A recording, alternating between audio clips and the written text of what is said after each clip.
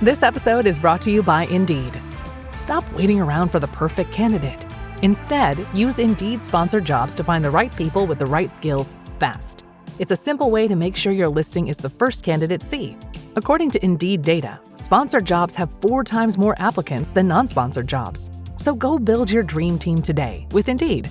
Get a $75 sponsored job credit at Indeed.com/podcast. Terms and conditions apply.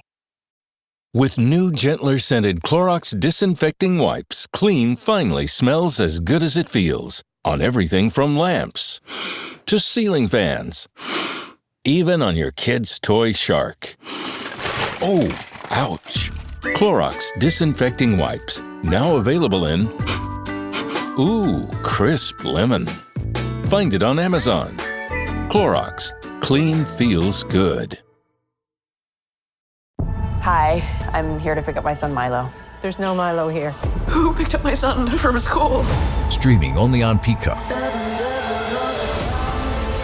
I'm gonna need the name of everyone that could have a connection. You don't understand. It was just the 5 of us. So this was all planned. What are you gonna do? I will do whatever it takes to get my son back. I honestly didn't see this coming. These nice people killing each other. All Her Fault. A new series streaming now only on Peacock.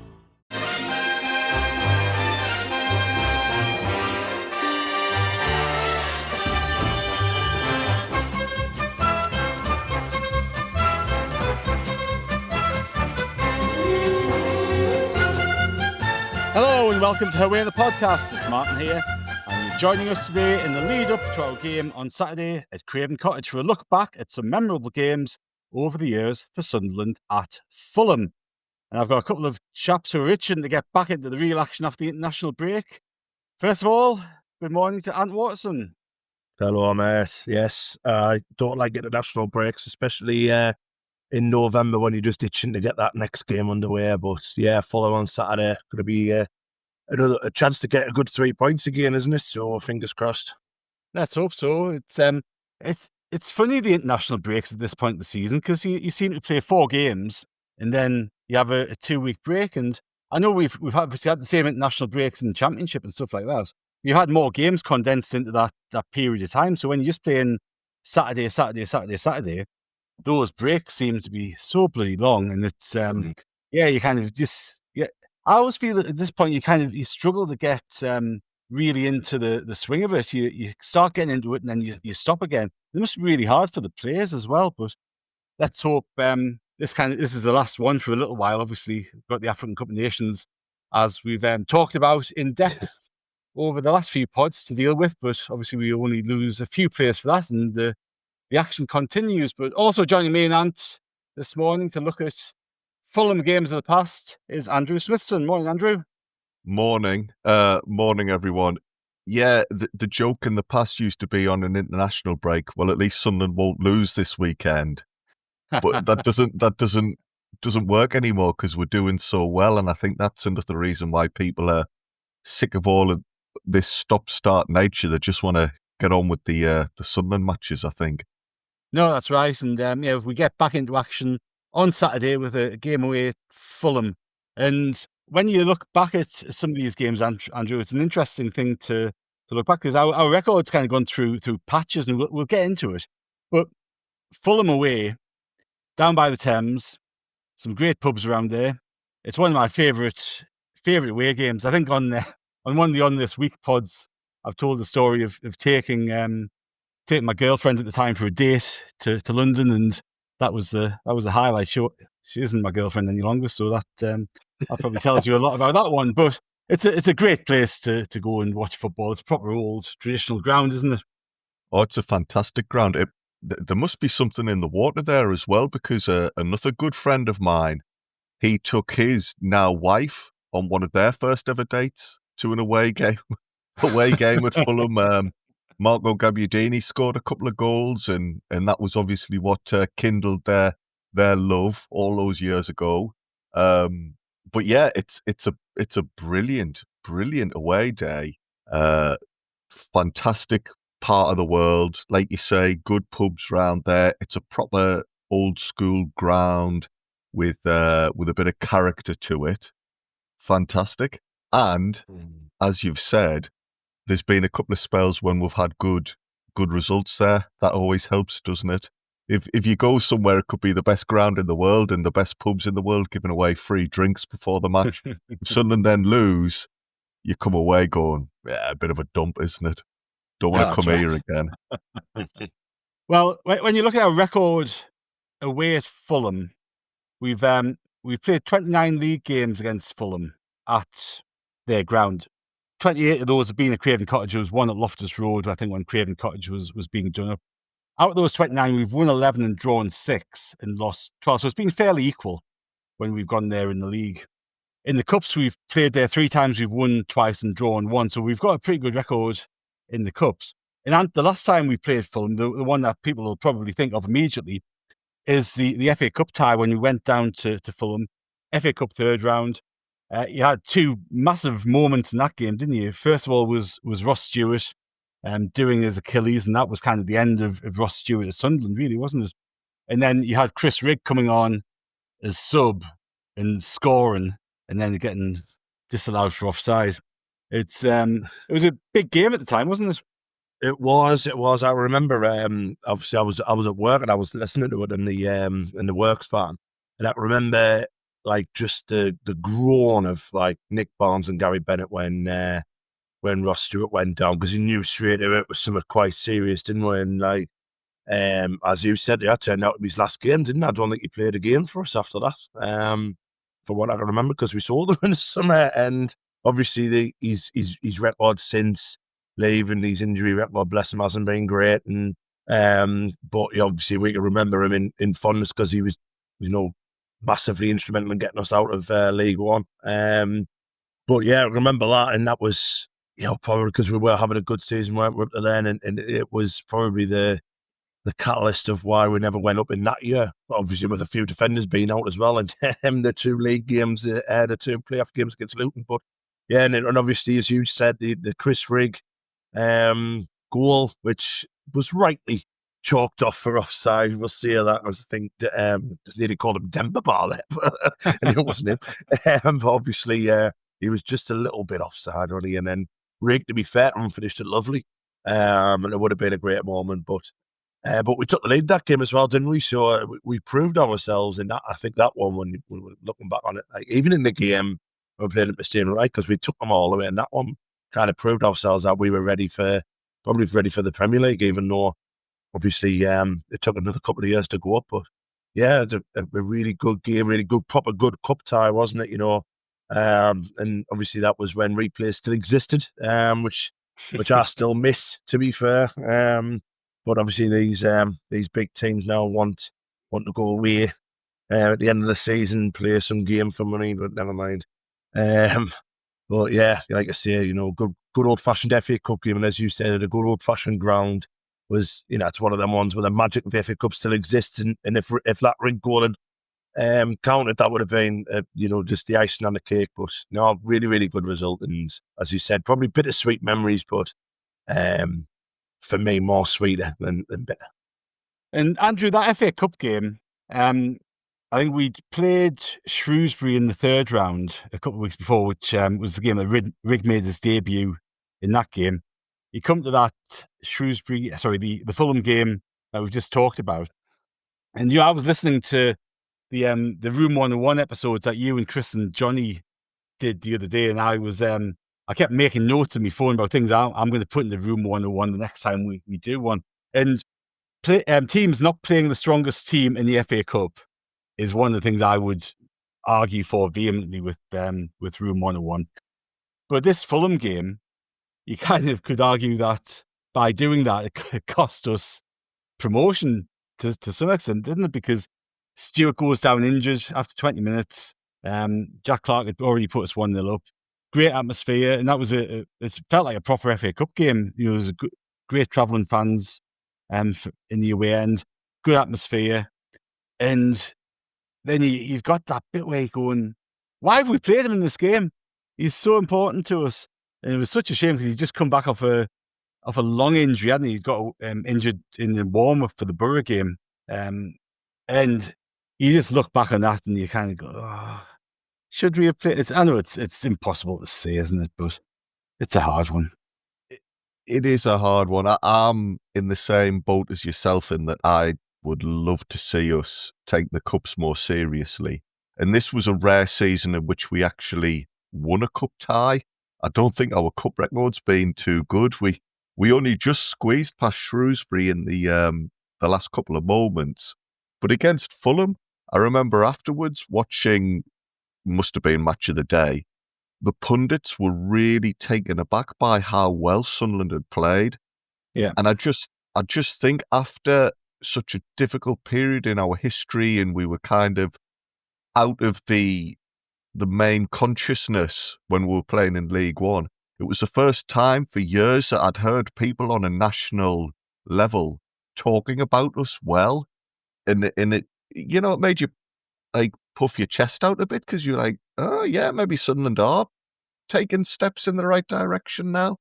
And I was really disappointed because I thought the team played fantastically well, deserved to win, and the Ross Stewart news was just it was a real shame. I like Ant said, he had a massive part in us turning things around, but just in recent years he's had terrible luck with injuries, and it's not nice to see. I'd like to see him get back up and running and doing well for himself. No, absolutely. I would certainly echo those sentiments. When you look back at the Fulham games that we've played over the years, you kind of it's quite interesting because in recent times, I think the last time we played there in the league, we got beaten in the Championship, but a few games before that, both in Premier League and the FA Cup, we came away with pretty good wins. We've won 4-1 there, 3-1 there. Then we had a run before that of a few draws or a few defeats. When you look back at the fixtures, between 1979 and 2001, there was only 2 seasons, I think, that we played them. So we were kind of in different divisions for quite a considerable spell of that time. But are there any games or any moments that stick out for you as being really memorable when you think of Sunderland travelling to Craven Cottage? So I can remember 2. The first one was their first time back in the Premier League, and it might have been the first time they were ever in like the Premier League as we know it now. And you knew what was going to happen. I think we were under Reedy, and it was about the time where the whole Reedy thing was starting to go a little bit wrong, and they beat us 2-0. And you just knew that we were going to get beaten that game because it was all the thing was on Fulham, wasn't it? All of it, like they're going to.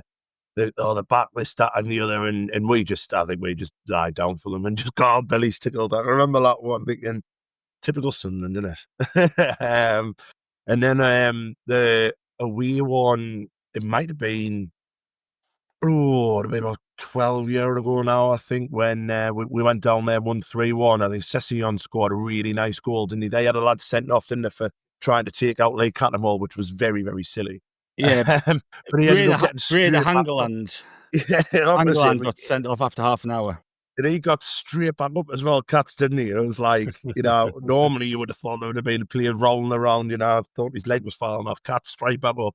I remember Sessignon scoring a really, really nice goal for that one. I remember watching in the pub and I was a little bit too sheets to the wind like afterwards. So, but that was, I remember that one really well because we had that really nice blue and green away top. I used to love that top. It was lovely.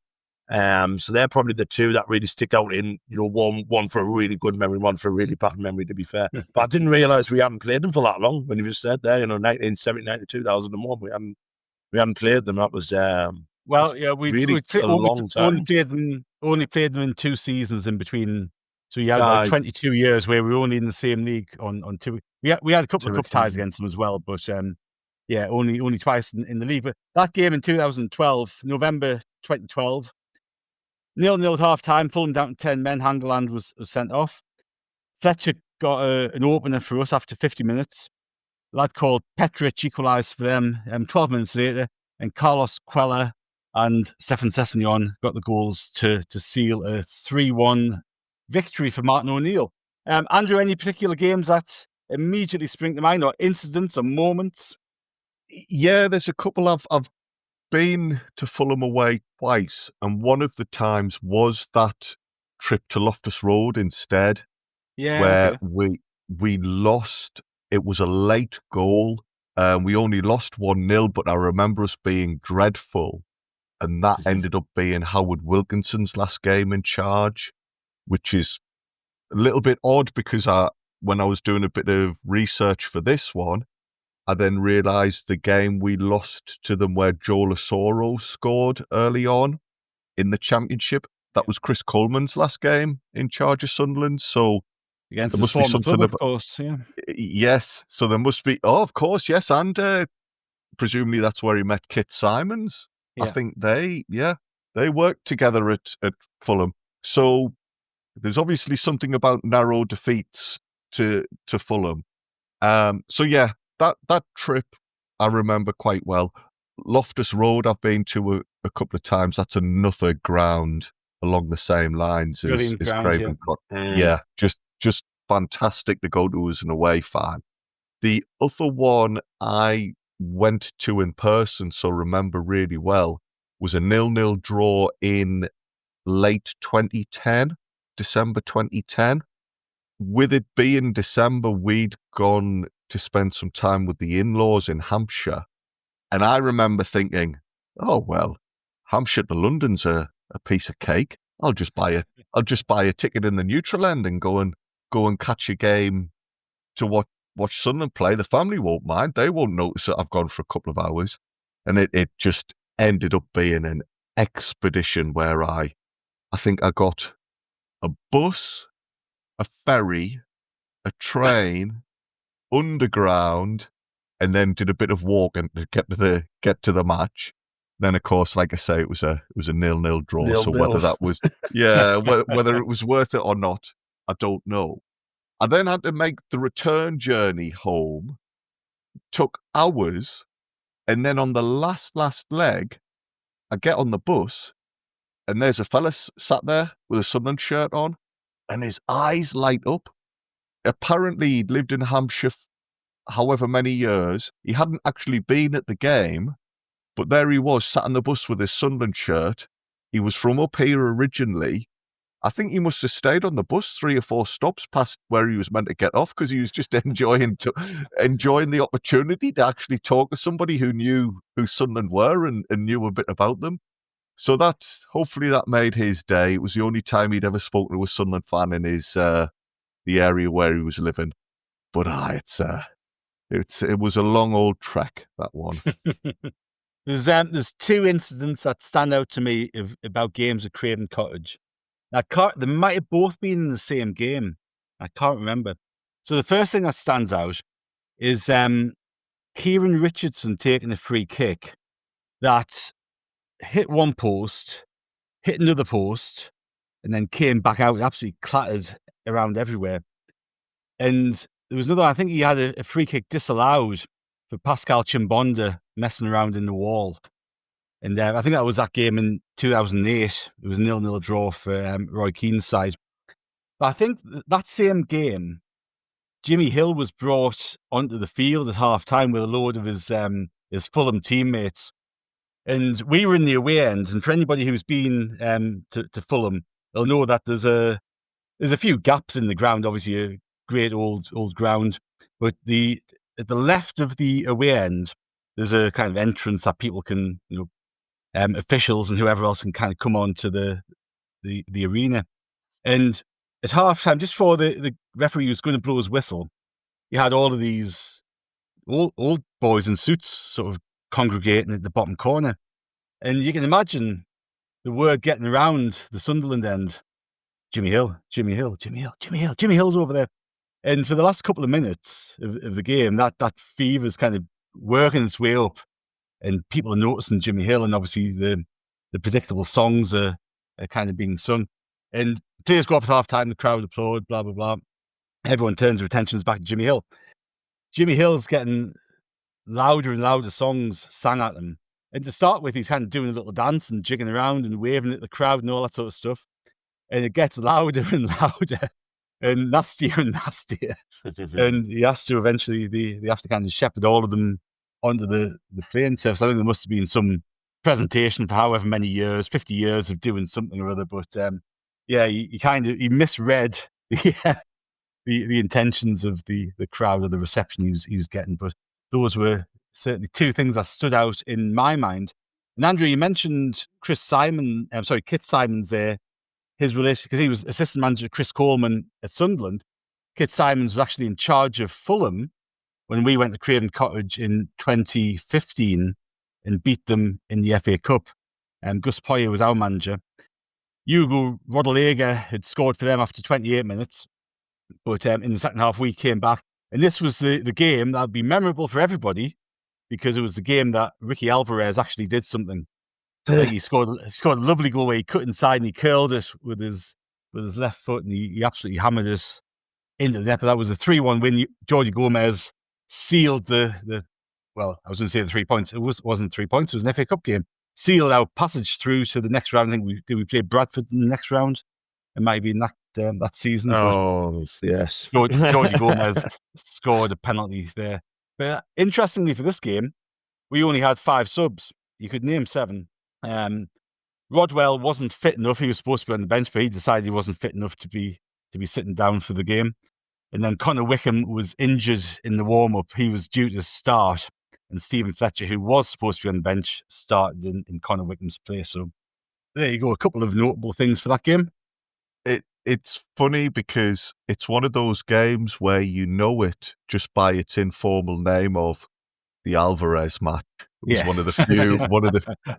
I'd forgotten that about us being short in numbers on the substitutes bench because, all anybody ever talks about these days is the fact that Ricky Alvarez played. He scored a good goal.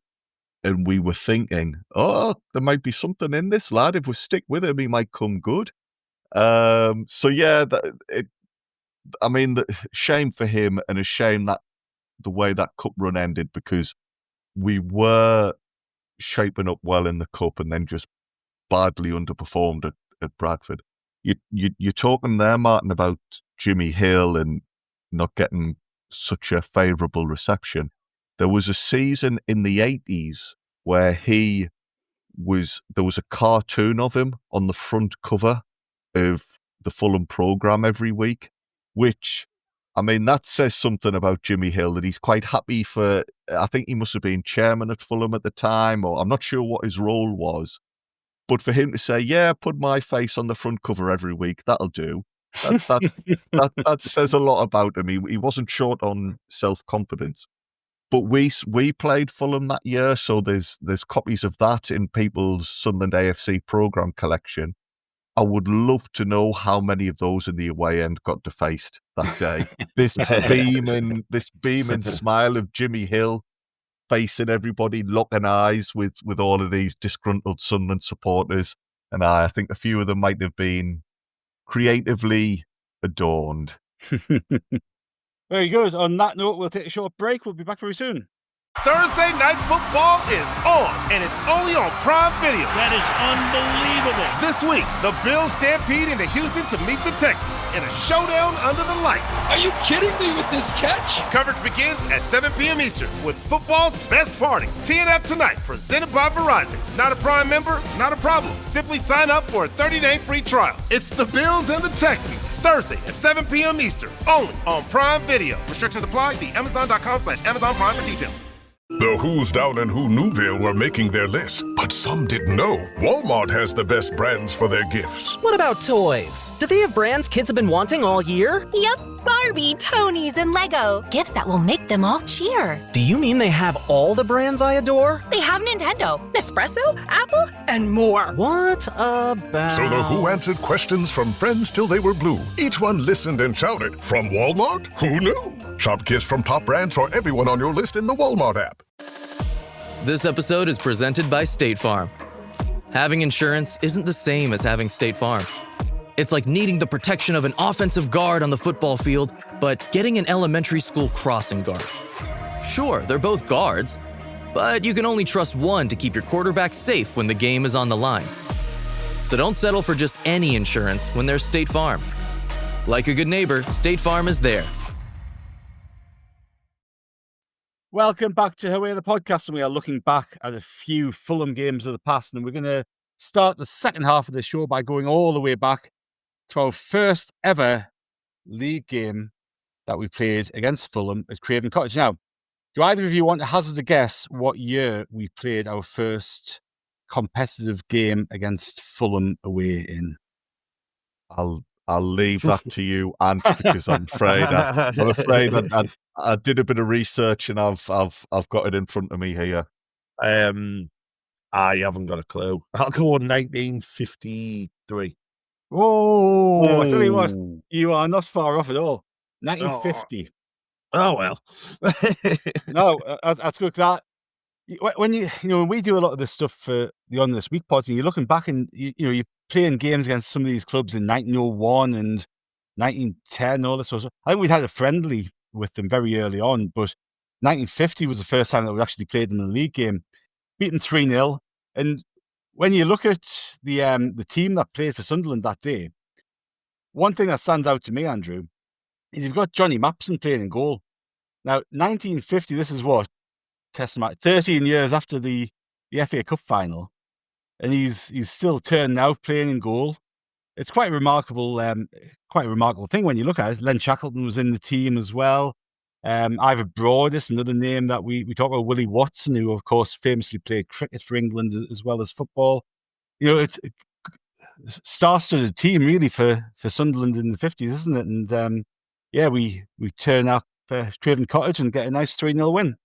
Yeah, it was a star-studded team, and this was at a period when fans were thinking something good could happen here. Sunderland were just entering that period in the 50s where it was the old Bank of England nickname. You're dead right about Johnny Mapson playing. The other one who played, who'd been involved in the 37 Cup win, scored our second goal, a fella called Len Duns. And like you, that jumped out to me because we've had a conversation recently, Martin.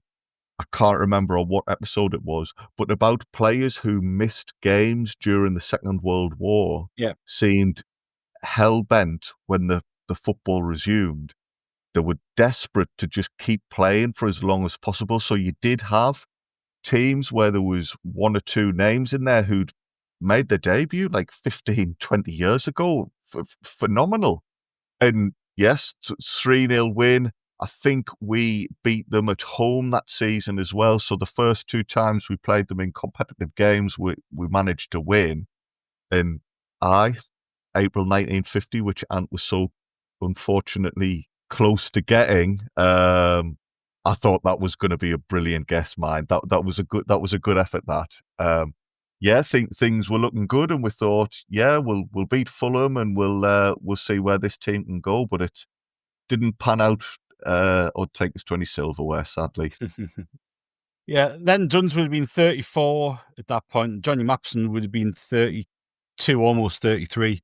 So again, in those days, it's relatively old for a football player. As we talked about, you had these players who had missed huge chunks of their career during the war, so that whether they had to or wanted to, they had that desire to keep on turning out and playing. A lot of them did. Well, Len Duns, Martin, when he retired, opened up a fruit and veg shop in the middle of Sunderland town centre. So that must have been a good advert for his produce when he's saying to the kids, "Oh, get your 5 a day in, son, and you'll be able to play football until your mid-30s like I did." Now, we had a few more games with them in the early 50s. I think we drew away, and then we beat them 1-0 in April 1952 with Len Shackleton scoring. Then we had a run of a few pretty dire results, really. We got beat 6-2 at one point and got turned over 3-0 and 3-1. And it wasn't until 1973, just before the FA Cup final, March 73, we got our third league win, I think at Craven Cottage. We won 2-1.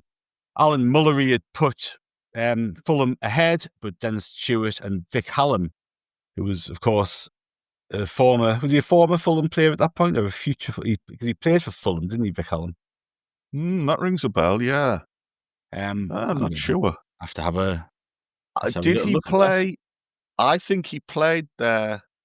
Was that how Bob Stokoe knew him? Did Bob Stokoe, when he was managing Charlton, I think there was some sort of connection with them both being in London at the same time. I could be off the mark there. Here we go. So Vic Hallam started his career with Charlton, played 2 seasons at Charlton, had a season at Leyton Orient, then 3 seasons of Fulham before moving to Luton, which is where we signed him from. So, there you go. But you move on to 1973. We played this game before the FA Cup final, beat them, as we've just talked about. October 73, a few months after the cup final, Alan Mullery, who'd scored for Fulham in that game earlier that year, scored an own goal. As we beat them 2-0, Mickey Horswell had scored in the first half for Sunderland, put us 1-0 up, and Alan Mullery had scored an own goal, to give us a 2-0 win. Have you seen, Martin, or Ant maybe, there's brief highlights of this game available on that really fantastic Sunderland AFC YouTube channel? Oh, is it? Yeah, the own goal by Mullery is one of those classic ones. He's out on the wing. He's tried to play a back pass to the keeper, just not looked, just paid no attention to where the keeper is. And it's sailed into the back of the net. It would have been a brilliant finish if it had been at the right end. But yeah, if anybody gets any time, there's actually a couple of games against Fulham on that channel. If you get chance, dig them out, because that was a good one in terms of own goals. I bet he blamed the keeper as well, though. Like, where were you? yeah. Alan Mullery was on the score sheet again against us in 1974, and this was a game I talked about a couple of weeks ago and on this week, because this was my parents' wedding day, and they didn't know the score. They travelled to the hotel for the honeymoon, sat down. My dad put Match of the Day on, saw Sunderland had won 3-1 against Fulham, and turned around to my mum and said, "Well, that's made my day," which she never, ever misses an opportunity to tell that story. Fair play. But Bobby Moore had scored an own goal for Sunderland. For Sunderland, obviously playing for Fulham after leaving West Ham. Bobby Moore had scored an own goal to put us 1-0 up. After 6 minutes, Brian Pop Robson had scored goals after 7 and 12 to give us a very early 3-0 lead. And Alan Mullery was once again in the score sheet, but this time in the right end to make it 3-1. It might interest your dad to know that the footage of that is also on YouTube. So if ever he wants a trip down memory lane at the time he upset your mum, he could dig that out. Again, the Bobby Moore own goal. I remember that one. Cracker. I do remember that one. Brilliant, isn't it? Yeah. It's like one of those where if it was at the right end, you'd be talking about it for years. It was a dive and header. Just brilliant. I don't know, Martin, if you got a little quiz question lined up for this game? Or... I've got a question related to this game.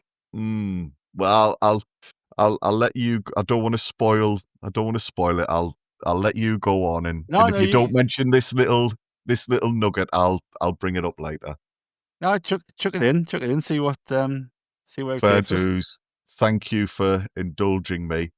I'll not ask you in case you've got the answer, but Ant, any guesses as to who was playing for Fulham that day, who later became a really popular figure at Sunderland? Not a player, but he became. Was this the same one as you, Martin, or is this a different? It's the same answer, but a different question. Okay, fair enough. He became a part of the coaching staff. He didn't actually play for us, but a really popular fella at Sunderland in the early 90s, late 80s, early 90s. And there's a core. Yeah, it's a bit before your time, I think, mate. So Is I it might Crosby? No, but along the right line. Same era. I don't know. I don't know. It's a mean thing to do. I shouldn't have. I wish I hadn't asked it now, but yeah, Viv Busby played for Fulham then. I think he was. Was he a striker, Martin? Did he play? He was a striker.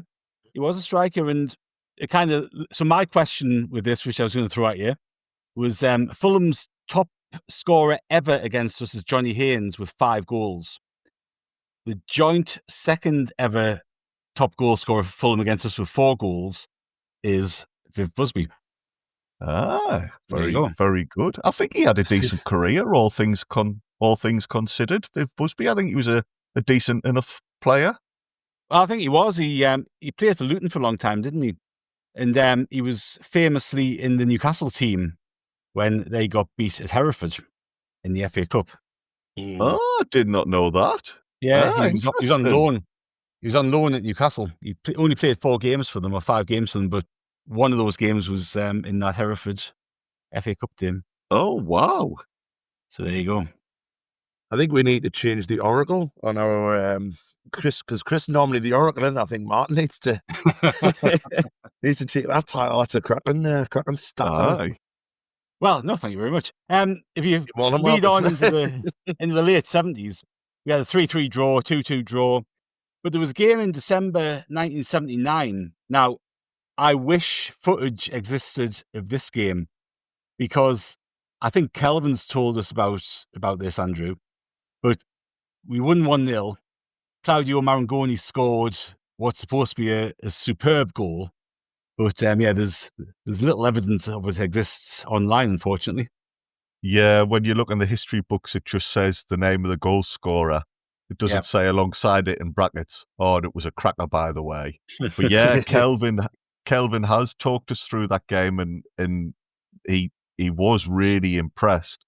I think Marangoni, the general opinion is that he was a great player, but just it wasn't right for him for various reasons at Sunderland. And obviously against Fulham that day, he gave a little hint to the skills he had. Maybe along the same lines as the Ricky Alvarez game. This could be christened the Marangoni game.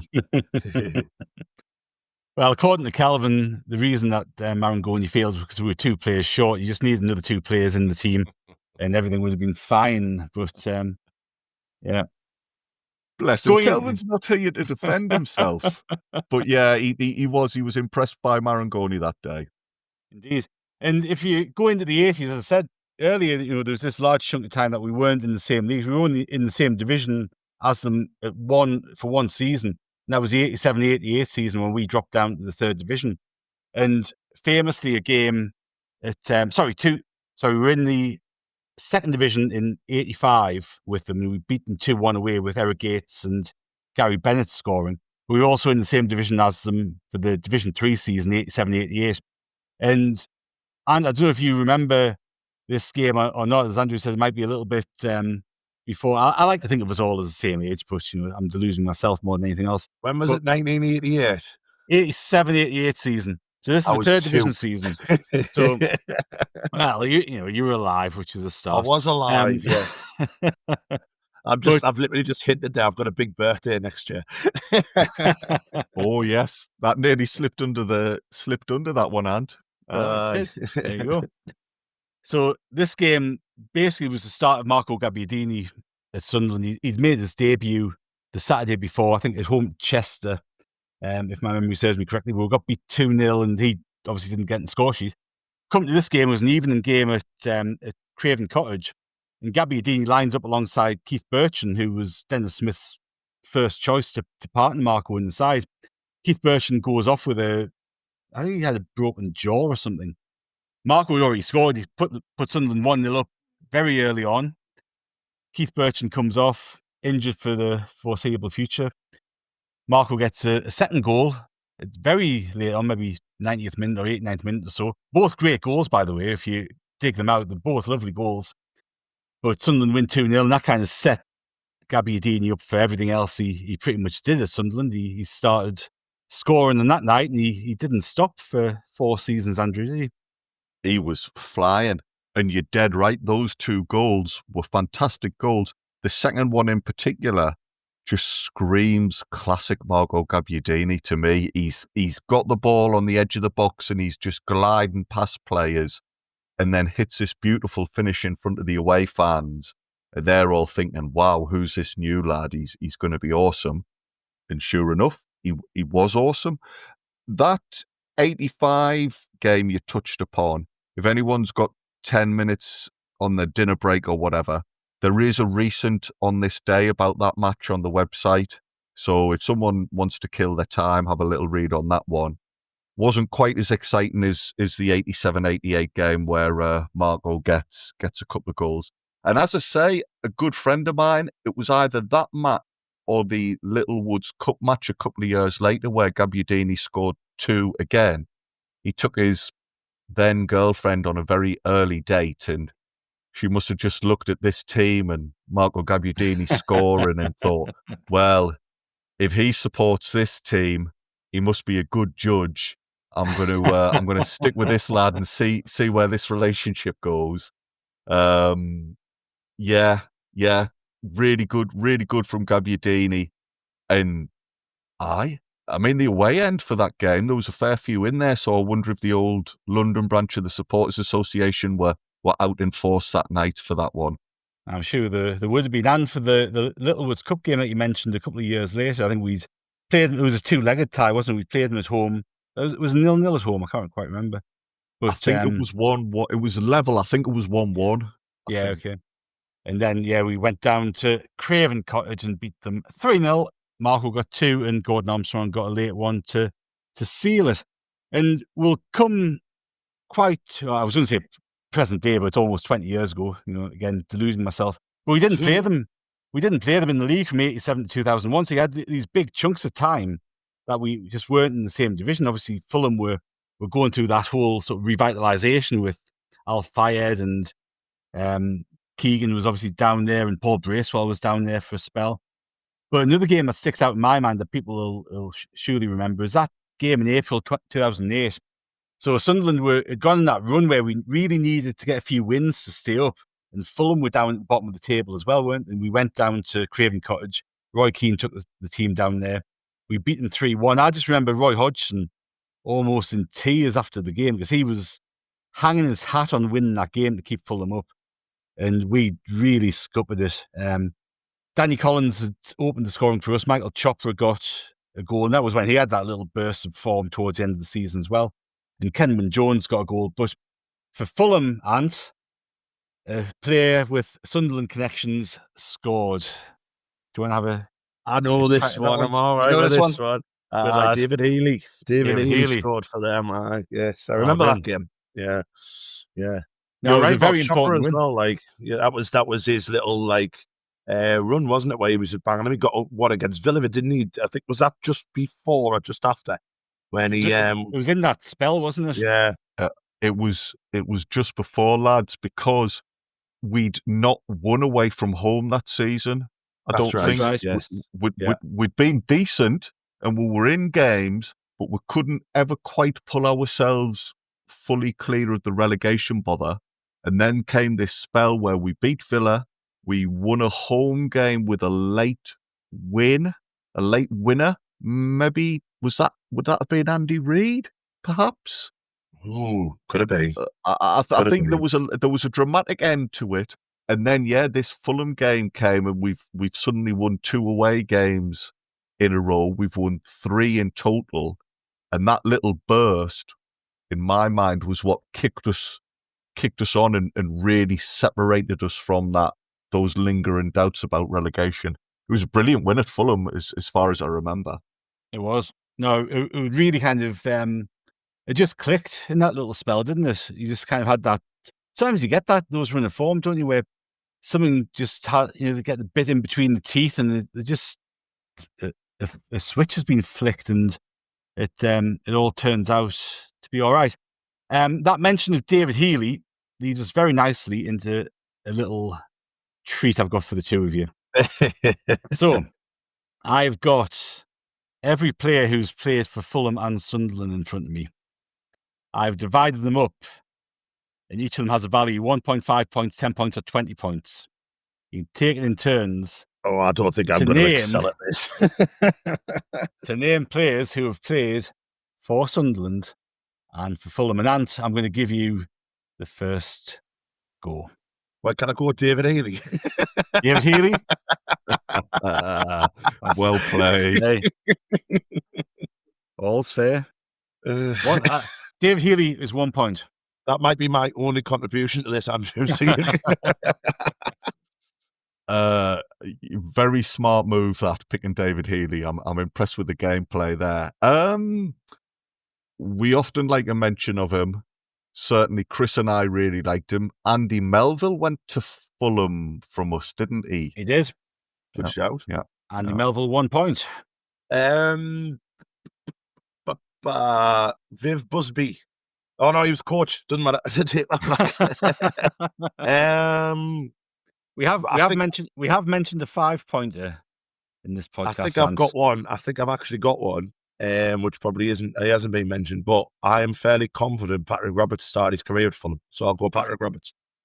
You know what he did? Now, he's not on my list, so I don't know if he didn't make a first team or a league appearance, maybe. Or maybe he did. Ooh. But if he did, it's at 30 points if he did. Oh, yeah. Well, he played 19 games for Fulham, so you have 5 points for that because that's. Do you know what? I reckon he played against us. You're right. He did. I remember it now. And do you know why? I think it was in that cup game that we've mentioned before. You know, when we only had 5 subs and Alvarez scored. I think he may have came on then. That's great knowledge, that. Yeah. Excellent knowledge. I can remember that game really, really well because I remember it for that Ricky Alvarez goal. And I'm fairly sure he did because I think as well on their bench was a very young Dan Burn as well, who obviously went on to play for them up the road. Mm-hmm. Ooh. Aye. You're chucking them in now, eh? Was that the game where you said you watched on the TV and you were 3 sheets to the wind, or was that a different game? No, that was the league one. That was when Seth scored. Because I was going to say that's good going if you can remember stats from a game when you'd had a couple of beers. I can remember as well on that one because I'm fairly sure like the darts was on that night as well. I can't remember. I couldn't tell you anything about the darts. Andrew, your go. Steve Malbranck. I think he was at Fulham, wasn't he? He's a 1 point. We'll do 4 goals each, and then we'll total the points up. Ant, Vic Hallam. There you go. Oh, Ant's in the lead now. You're gonna have to pull a couple of big ones out of the bag, Andrew. Okay, again, well done with Vic Hallam because that, despite the fact we've had a chat about him already, that had slipped my mind. Right, okay, you want a tricky one. This is risky. Did in the mid-90s, did Martin Gray go on loan? I think he went on loan when Fulham were like a lower division team. He did. That's a 10-pointer. That's a great show. That's an absolute great show. Pleased with that. That's a cracking show, that like. So when was that? When was that in the kind of early mid-90s, maybe? Yes, it was. I couldn't remember him playing for Fulham at all. But I did look at it earlier to double check, and yes, he had a loan spell in 95. He played 6 games. So that was just when he was coming to the end of his Sunderland career. So that was one of those presumably loans that are literally for a month. Then that's what you could do in those days, couldn't you? Back in the day. Yes. 30-day loans, wasn't it? Oh, that's right. Yeah. Who knew when I was reading about that in the Sunderland Echo all those years ago that it would stay in the back of my mind and jump back up at the right time. Right, and do you want to have a final roll of the dice? Just did Kevin Ball play for Fulham? Did we sign him from Fulham? Oh, no, we signed from Portsmouth. Did he play for Fulham? He went to Fulham after he went to Fulham. Us, yeah. Yes. Yeah, well done. Andrew, your last go. I'm pleased you said Kevin Ball because I couldn't decide who to go with, and you've taken that choice away from me. The only other one was, I think Paul Bracewell played for them as well as managed them. Yeah. Is that right? Yeah, he did. He joined as a player. Right. Or player assistant manager, whatever it was, but primarily as a player because I think that's why he wanted to leave because he wasn't getting the game at Sunderland after he moved to the Stadium of Light and he wanted to prolong his playing career. So he went down to Fulham. Yeah, very good, both of you. Well done. That's not too bad, to be fair. I think we've done No, all that's right. a great effort, that. It's a great effort, that, and. No, very close. 13-12 if you're keeping scores at home. So there you go. I think Andrew deserves it for the Martin Gray nugget. Like, to be fair, I'm gonna gracefully admit defeat there. Like, I'll read out the answers for people who were playing along at home in case there's ones that you're shouting out. For 1 point, Kevin Ball, Paul Bracewell, Lee Clark. Yes, Lee Clark. Yeah, Dixon at Tuhu, Steve Malbranck, Andy Melville, and David Healy were the ones that we had for 1 point. 5 points, we had Patrick Roberts, as and rightfully corrected us. Clive Walker, who played in those 2 Littlewoods Cup ties that we talked about in the late 80s. He played in both those games. Andy Cole, of course, played for us and for Fulham. Did Wayne he really Bridge play for us? So Andy Cole. It's a very loose interpretation of the word. He appeared on the field during the game in the Sunderland shirt. He wore his shirt. Yeah. You can argue amongst yourselves with that one. Wayne Bridge, again, you can apply the same same logic to. Kieran Richardson went to Fulham after he left us. Vic Hallam.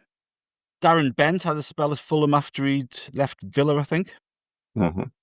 And Louis Saha, another one who, from the Andy Cole school of making an impression. He's another one. I think we've mentioned him earlier on in the episode. I think, didn't he score against us for Fulham? Yeah, on a number of times, yeah. I'm going to have to start making notes as we go through these pods, because Martin's going to try and catch us out later. My 10 pointers were Howard Gale, Martin Gray, Phil Gray, who had a loan spell at Fulham when he was at Tottenham, Rod Belfort, and Michael Turner, who had a few games for Fulham towards the end of his career.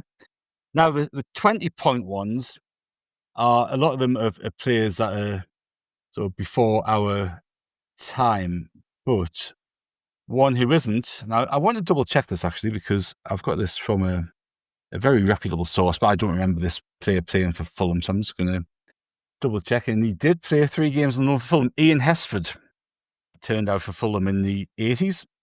And then you're going into older players.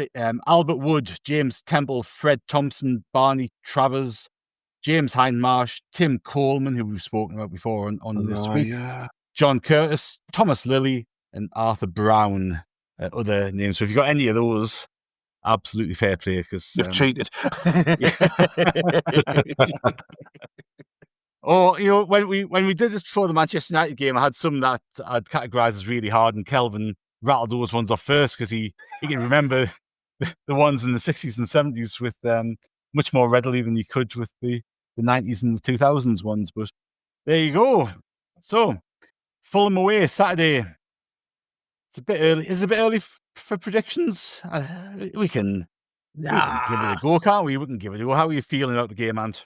As long as everyone comes back fit and well. Obviously, we've had a few good results over the weekend. I'm international-wise, obviously, Noah Siddiqui scored his penalty to get DR Congo into, it's like a playoff, isn't it, which he goes to in March. Which is great for a World him. Cup place, isn't it? Yeah, great for him. Obviously, him and Arthur Masawaku were playing. He got his penalty. So hopefully they all come back fit and well. Obviously, Omar Alderate has been involved in a fight. So, good way to shake off the concussion syndrome that he was having. He could blame it on concussion, couldn't he? He's like, I'm still concussed. He could also blame it on being absolute mad case. But like I say, hopefully they all come back fit and well, everything like that. I think it's one of them ones where you look at the 4 games that we've got coming up. Obviously, it's them, Bournemouth, City, Liverpool, isn't it? And you look at this one, Fulham are struggling, but they are doing okay at home. So I would take a draw now, but you know what? It's one of them ones where you look at when the way we're playing at the minute, it's set up for snatch and grab for us. So I'll see it. Do you know what? I'll go for risky 1-0. 1-0, Granit Xhaka getting the goal. I think that'll do, mate. Well, I'd settle for that, Andrew. What are you thinking? Well, I'm thinking this is the first I've heard about Alderete, Has he been involved? Has he been involved in a bit of playing. He wasn't even playing. He was an unused sub, and something had happened on the touchline. And like players come running on, he comes running on and lamps somebody. Aye. That has passed me. That has passed me by. I thought the Eubank Junior Conor Benn fight was the only boxing happening this weekend, but was it a better fight? Was it? Crikey, I think you hit the nail on the head. Aldrete is obviously a bit of a wild character. I don't think it's too early for predictions, Martin, because whenever I get asked, I'll always predict a Sunderland win, regardless of the circumstances. But in this instance, I can see us winning. We went to Forest when they were in a bit of an iffy path and got a result. And I know Fulham haven't, as you've touched on there, haven't been dreadful at home, but they've not been great either, whereas we're full of confidence. So we'll be going into the match quite positive, and let's see what we can do. Let's see if we can pick up another win. No, absolutely. I think it's. I'm really looking forward to the game. I think it's. I'm looking forward to every time that we play, because it's great to watch us at the moment. But I think it's just really interesting to see how we deal with different challenges and how Lebris sets us up to deal with different challenges. And this will be a completely different prospect to the Arsenal game that we had last time out. But, in a lot of respects, it's pretty similar to the Forest game, as you mentioned there, You're going away to a club that needs to get some points. They've got some things going on with the manager, not signing a new contract. There's rumours about his future, where he might go to, what he might do. And I always sense check myself, because you're going, how are we so confident going into games at the moment? And it's a byproduct of everything that we're seeing, isn't it? It's because of everything that we're seeing on the field, the feeling that you get from listening to people like Xhaka, listening to people like Lebris, listening to other people talk about us. And, there's very few games this season I'm going to be thinking, we're going to struggle there. And look, that might change over the course of the next few weeks or months or whatever, but I think at this moment in time, we have to fully embrace that feeling, because it doesn't come around very often, does it? And I'm looking at this game going, we can go there, and we should be going there thinking we'll take all 3 points, because we can take advantage of it, and long may that continue. It's peculiar, isn't it? Because everything is telling me, from my Sunderland history and experience, there's a kick in the teeth coming. Andrew, you know fine well that it's going to go wrong sooner or later. So stop being confident. Get your feet back on the ground and stop taking things for granted. But yeah, the actual evidence on the pitch, if you put all of that to one side, is that we are shaping up well, and we can go to teams and be fairly confident of us winning. But I know exactly how you feel, Martin. Even as I'm saying that, I want to just caveat everything with, but you never know. But this is Sunderland, but it's completely different, potentially. And I think, as fans and supporters, we've got all of that history, all of that baggage, some of the games that we've talked about there, we kind of know all this history and context and all that sort of stuff. Lebris has got, 16 months of Sunderland context under his belt, and that's been positive. This group of players have got, 5 months, and it's all been positive. They're creating a whole new bloody story for themselves, a whole new thing. They're not bogged down by things going wrong 20 years ago, 30 years ago, 40 years ago, like we are. They're just going, well, we took Arsenal all the way. There's absolutely no way why we can't go to Fulham and get a win. And it's a great place to be in, I suspect. Yeah. It's one of them games that does sets us up. That's set up for us to win. You know what I mean? Like, as you mentioned before, the Forest one. As long as we go there, defend properly, and, do what we do and do, probably Dan Ballard put himself in front of everything. But it's one of them ones where I'm just looking at it thinking, I can just see us sneaking like something. But, they are good at home, which, the away form is the one that's keeping them low down in the league. But you're right about the manager. He's been touted, hasn't he, for like a big job, isn't he? And he's refused to sign a contract. There's obviously unsettlement there. Let's go down and let's upset them again in a wonderful stadium, as you two so lovely pointed out. You would just, I think Ant's got exactly the right attitude. I think you have as well, Martin. Just as you're saying there, though, about how the players won't know the history, Lebris is so organised and so thorough. The players probably have been given a rundown of everything.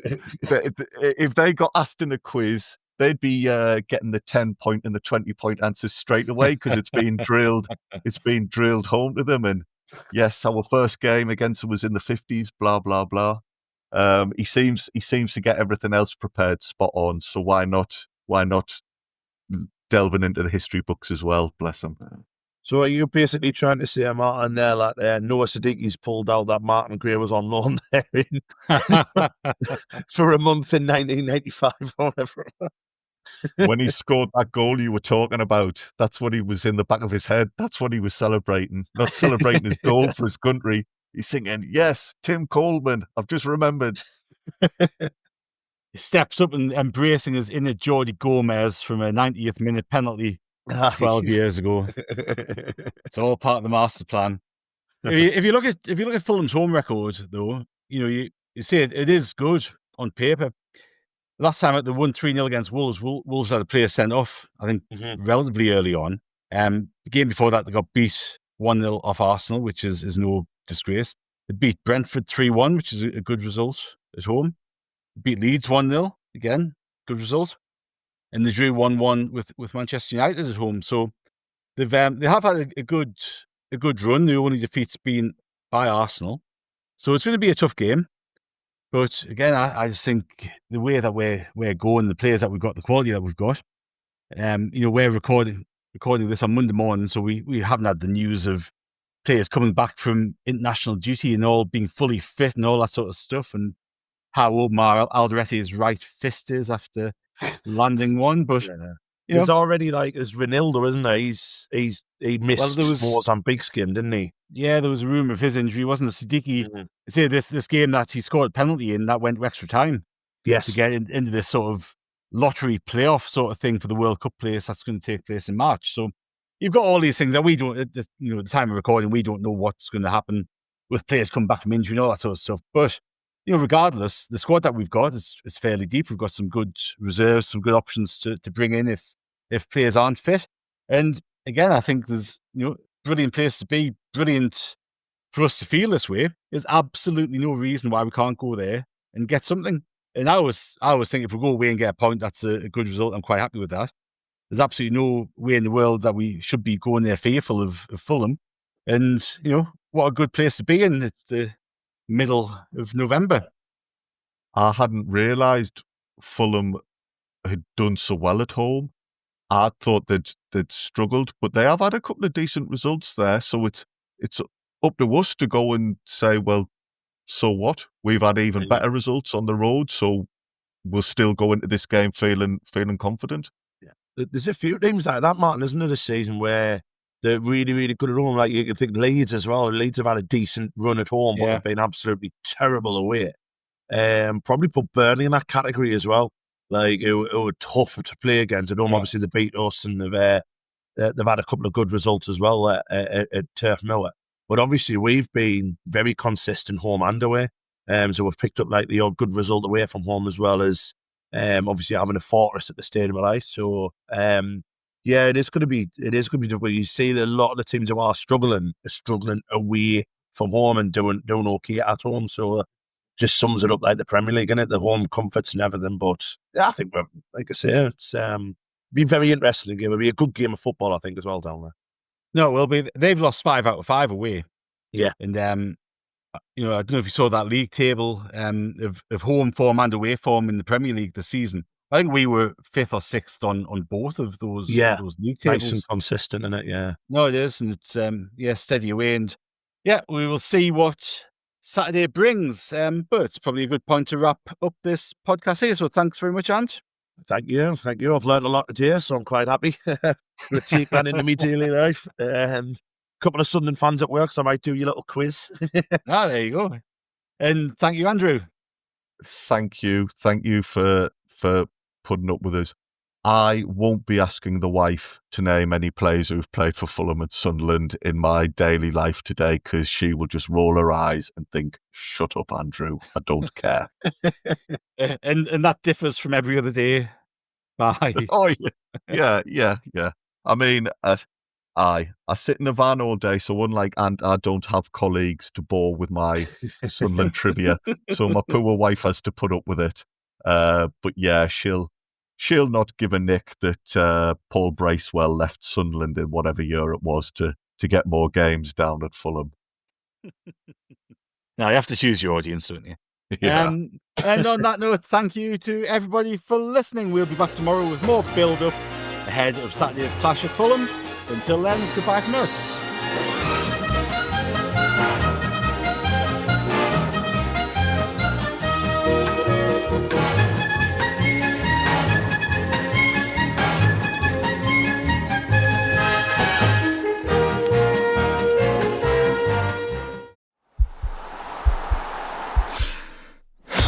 This podcast is part of the Sports Social Podcast Network.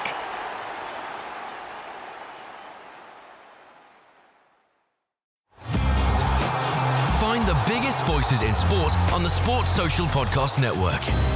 Like Big Kick Energy with me, Maisie Adam. And me, Susie Ruffle. Each week we bring you the latest from the world of women's football. Whether you're a lifelong fan like me, or a newer fan like me and have recently got swept up in the Lioness excitement, we've got everything you need to know about the women's game. Search Big Kick Energy and listen wherever you get your podcasts. Sports Social Podcast Network.